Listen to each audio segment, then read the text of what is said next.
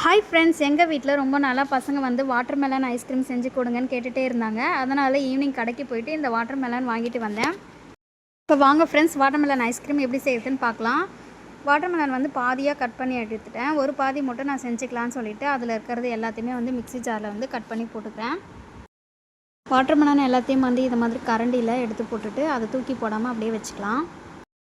எல்லாருக்கும் வந்து மில்க் மைட்னா என்னென்னு தெரியும். இது நான் வாங்கியிருக்கேன். இதனால் நம்ம சேர்க்க போகிறோம். இதில் வந்து நம்ம வந்து ஒரு 3லேருந்து 4 கரண்டி அளவுக்கு வந்து நம்ம சேர்த்துக்கலாம். ஸ்பூனில் எடுத்தால் ரொம்ப லேட் ஆகும். அதனால வந்து நான் கரண்டியில் வந்து யூஸ் பண்ணி இதை நான் சேர்த்துக்கிறேன்.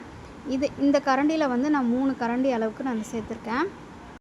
மில்க் மைடில் வந்து சுகரும் ஜாஸ்தியாக இருக்கும். நம்ம சுகர் வேணும்னாலும் சேர்த்துக்கலாம், இல்லை அப்படியே வேணும்னாலும் மிக்சியில் அரைச்சிக்கலாம். இது வந்து என்ன சேர்க்க போகிறோன்னு பார்த்தீங்கன்னா, அமுல் ஃப்ரெஷ் க்ரீம் தான் சேர்க்க போகிறோம். இதுவுமே வந்து சூப்பர் மார்க்கெட்டில் அவைலபிளாக இருக்குது. இதுவுமே ஒரு 4 ஸ்பூன் அளவுக்கு வந்து சேர்த்துக்கிறேன். அவ்வளோதாங்க. இதை வந்து நல்லா வந்து அரைச்சி எடுத்துக்கலாம்.